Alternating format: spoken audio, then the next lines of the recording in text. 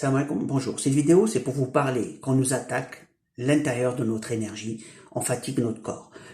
Qu'on appelle le chakra, c'est l'énergie interne qu'on a, qu'on peut mesurer et voir sa coloration, voir s'il est assez lumineux, pas lumineux. Donc l'énergie, c'est mesurable avec la physique qu'on a. On a des appareils pour mesurer des énergies et donc on peut voir la couleur et la quantité d'énergie qu'il a. Quand on parle de couleur, on parle de fréquence. Et ben là, c'est un scan, c'est un vrai appareil qui a mesuré ce champ dans ce sens. Après, ils ont caché cette partie pour pas nous montrer la partie qui est là. Ça, c'est une partie normale, vu que la personne peut-être n'est pas habillée. Donc, à l'intérieur, on voit bien ces lumières qui sortent. Et on parle de chakras, on dit qu'il y a 7 niveaux de chakras, puisque on voit les différentes couleurs. Souvent, donc, on peut les séparer. C'est comme des petites ampoules qu'on a dans le corps. Et ces ampoules ont un rôle important. C'est comme pour la Terre. Si on lui enlève, on lui diminue son champ électromagnétique. C'est une catastrophe pour la Terre. C'est ce qui permet de lui donner le moteur de rotation qui fait tourner tout le système. Donc, si le système ne fonctionne pas bien, donc il périt plus ou moins. Le corps, c'est pareil. Un corps où le chakra ne fonctionne pas correctement, il n'y a pas la circulation qu'il faut, eh ben, c'est comme pour la Terre. On va dire la Terre, elle nous donnerait de la nourriture, mais si elle tourne pas rond, il y a un gros problème qui va se passer. Donc, tout est relié. Et on nous enseigne pas beaucoup en termes de chakra, pourtant ils l'ont vu, mais ils en parlent pas. C'est plutôt dans le style philosophique qu'ils en parlent, ou ceux qui parlent de la santé par le chakra, mais c'est des gens bien particuliers, mais pas dans les écoles. On nous les enseigne pas. L'enseignement de l'école, on parle pas de chakra. Voilà, c'est dans ce sens que je voulais parler.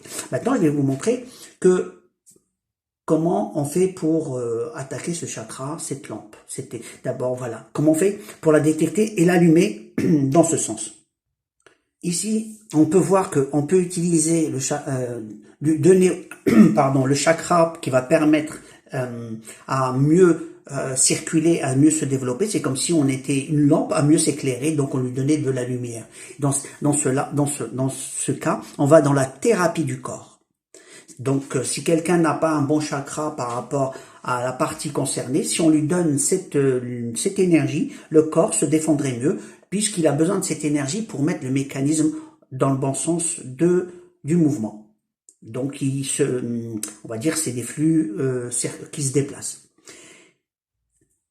Ce qui fait qu'il doit y avoir un équilibre de l'énergie interne qui est très importante et qui permet justement d'avoir un bon fonctionnement de nos cellules, de notre corps. C'est comme la Terre par rapport à le champ électromagnétique et la Terre. On va dire que nous, la Terre, c'est nos cellules. Et quand je parle de la Terre, c'est de la matière avec quoi on est fait. Je ne parle pas de la planète Terre.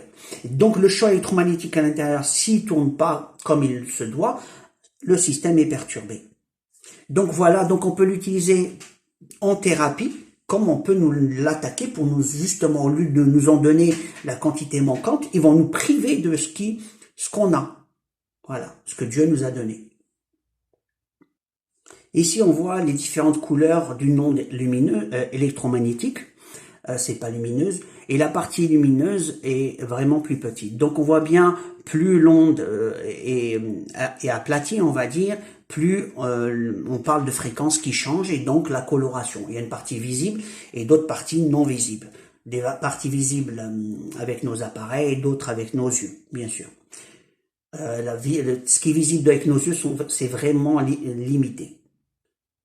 Il n'y a pas mieux qu'une photo et une preuve directe. On peut allumer un néant sans avoir d'électricité directe, c'est-à-dire on va dans les hautes tensions, il y a un champ électromagnétique variable qui traverse ce volume d'espace vide, mais où il y a de l'air, et qu'il y a une partie de champ qui traverse ces néants, donc ces néants vont s'allumer. Il n'y a pas de câble à l'intérieur, il y a juste le néant. Le néant, il y a un flux à l'intérieur électrique un champ électromagnétique variable qui va exciter la matière qui est à l'intérieur du néant, donc le gaz, qui lui-même va être excité, qui va émettre cette énergie sous forme de lumière. Donc en conclusion, c'est juste un transfert d'énergie, on capte une forme d'énergie et on émet une lumière, tout simple. Donc, il n'y a pas eu besoin de lampe. Tesla a fait ceci en 1889, un truc comme ça. c'est un génie de la physique. Il a fait des lampes avec des gaz différents. Donc, elle va s'allumer parce que ces câbles-là ont des fréquences bien déterminées. Mais sinon, pour chaque gaz, on peut sélectionner un gaz pour une fréquence donnée. Ce qui fait qu'on peut dire, tiens, on allume la blanche, on va allumer que la rouge parce qu'on va choisir une fréquence. La rouge, elle va être activée, mais pas la blanche. Donc, on peut sélectionner rien en jouant avec des fréquences hertziennes. Donc, on voit bien qu'il n'y a pas de câble. Selon la fréquence qu'on va traverser dans l'air, on va allumer soit une blanche, soit une rose, et ainsi de suite. Et Tesla a fait cette expérience il y a déjà très longtemps. Et il a fait des centaines et centaines de brevets qui ont été cachés puisque ses connaissances dépassaient beaucoup les connaissances même actuelles dans le domaine des ondes électromagnétiques. Maintenant, pour ceux qui ne savent pas comment ça se fonctionne, au niveau de l'atome, des particules du gaz, l'énergie qui traverse excite un électron qui va descendre vers le noyau, et puis quand il aura plus cet état excité, il va libérer cette énergie pour reprendre sa place d'origine et il va émettre une lumière. Et c'est comme ça que ça fonctionne. Et selon le déplacement qu'il va faire ici, on a les différentes couleurs qui nous indiquent les différents déplacements, d'où les différentes formes d'émission de fréquences et d'énergie. Donc, en termes de couleurs, on peut dire certains déplacements sont visibles et d'autres déplacements sont pas visibles visuellement, bien sûr. Avec des appareils, on peut les mesurer.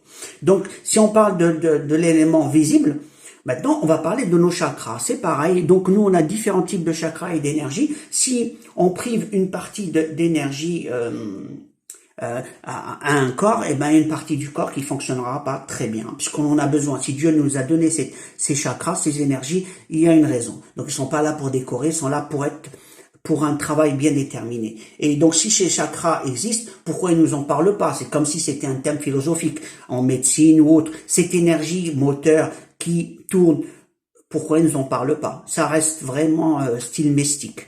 Or non, on les a captés, on a de l'énergie à l'intérieur. Ça représente quoi? Comme ils n'arrivent pas à expliquer les choses, donc ils n'en parlent pas. Hein. Voilà, petite parenthèse des choses.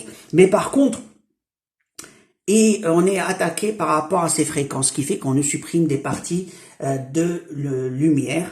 Et ce, comment? Pour faire simple, si on prend une énergie comme ça, voilà, imagine, c'est la couleur d'une partie de nos chakras, c'est une sorte de lumière qui se déplace. Et si on met un signal opposé comme ça, même s'il n'a pas la même valeur, il va se soustraire, il va lui prendre une partie. Il va pas, donc on va consommer cette énergie par un système de laser qu'on va envoyer au corps, ou des ondes qui vont nous traverser, qui vont nous pomper cette énergie par soustraction. Tout simple, c'est bête, c'est très simple, il n'y a pas plus facile. Une soustraction d'ondes. Donc ces ondes, quand ils nous traversent, ils nous pompent l'énergie selon la fréquence qui a été adaptée, donc la partie de lumière qu'on veut justement éliminer, si c'est la partie de la tête, le corps, le haut, le bas, le centre, ainsi de suite. Donc on peut rendre quelqu'un malade rien que comme ça. Et on peut aider les gens de la même façon dans certaines thérapies. Des appareils actuellement utilisés surtout en Russie et dans d'autres pays, mais on les voit pas en France, à part chez certains professionnels qui utilisent, mais ils sont très peu, il fait un bilan énergétique. Et dans le domaine des bilans énergétiques, ils ont réussi justement à même aider les parties du corps, c'est-à-dire par justement biorésonance. En fin de compte, ils vont donner l'énergie manquante au corps. Un exemple, ils peuvent faire un bilan corporel en se disant, tiens, le foie, il est malade, il a un problème énergétique, donc il faut aller vérifier par un scan particulier. Et comment ils vont le faire? Ben c'est simple, ils envoient un signal électrique avec différentes fréquences, et ils récupèrent l'information par retour, d'accord, par exemple. Donc quand le signal revient, ils peuvent savoir si la partie d'énergie qu'il y a dans le corps, des différentes fréquences, elle figure avec les bonnes quantités. S'il y a un manque, c'est que la partie concernée ne fonctionne pas bien. Un exemple, si le foie chaque corps qui travaille a une fréquence de travail. Donc travail égale fréquence. Si la quantité d'énergie de travail diminue, c'est que le travail se fait pas bien. Donc pourquoi? Ils vont essayer de savoir la raison de ce problème. Ensuite, donc il y a l'aspect médical de contrôle de la partie concernée. du corps, donc tout ce qui est médical, hein. Ils vont aller dans le médical et au niveau des ondes, ils vont aider le corps en lui donnant la partie manquante, soit direct par un appareil qui va émettre un signal sur la partie concernée, qui va l'aider à mieux récupérer, soit en lui donnant une sorte de petite gélule, des granulés on va dire c'est qui représentent pas de la nourriture, mais juste un support pour les ondes. Ils vont mettre les ondes manquantes à l'intérieur pour équilibrer le corps. Et ce, tout en lui donnant une thérapie médicale. C'est-à-dire la personne va avoir, comme partout, s'il a une jambe cassée, eh ben, ils vont lui donner tout le système pour le soigner. Et en même temps, on va lui donner ces ondes pour que le travail de défense du corps et de rétablissement puisse se faire à plus grande vitesse. Et ça marche et ça a fait ses preuves. On n'en parle pas beaucoup et c'est pas très médiatique en France. Mais dans certains pays, c'est des choses qu'on trouve dans leurs hôpitaux. Faut faire un peu d'enquête sur ce côté. En Russie, c'est quotidien, ils sont très bons dans le domaine. Et c'est très bénéfique pour le corps. Donc les ondes électromagnétiques médicales sont bénéfiques parce que ça équilibre justement ce dynamisme qu'on a dans le corps. S'il est un corps malade, eh ben ça fonctionne pas très bien. Donc on va l'aider par un support énergétique. Maintenant, dans le contraire, si on lui enlève cette énergie, on le rend malade.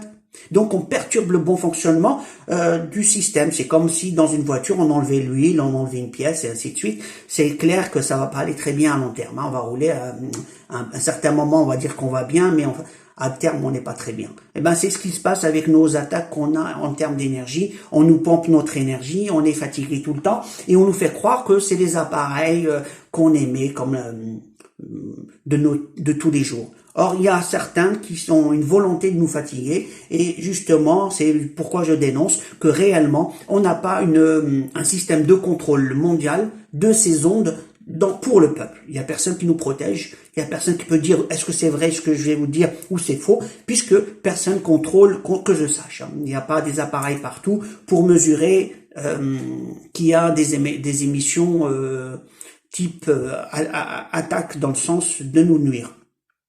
Et puis en plus, même si c'est pas fait exprès, si c'est un système, un appareil qui est commercialisé qui nuit, ben il devrait être enlevé si ça nuit au corps et au bon fonctionnement. Ils ont qu'à changer les fréquences. Hein. Donc il y a des choses qui nuisent, il y a une qui portent nuisance, il y a d'autres non. Qu'est-ce que je voulais dire? Même à l'intérieur de notre cerveau, c'est un fonctionnement à l'intérieur électrique. Et on a une partie chimique et on a une partie lumière. Donc la partie lumière, à l'intérieur, malgré que tout est fermé, il y a un fonctionnement avec de la lumière. Ils l'ont prouvé, ils l'ont montré. La question, c'est justement si cette lumière est bloquée, donc comment la personne va pouvoir réfléchir d'une façon bien, sans parler du chakra. Donc la lumière qui est en nous, on veut nous l'éteindre. Voilà. Donc j'ai fini avec cette vidéo. Je voulais vous dire que on nous attaque notre énergie, le chakra, qui est notre essence, pour notre corps et pour le bon fonctionnement d'ordre spirituel, physique et mental. Donc voilà. Sur ce, je vous dis à la prochaine vidéo. Que Dieu nous protège. Alaykoum salam.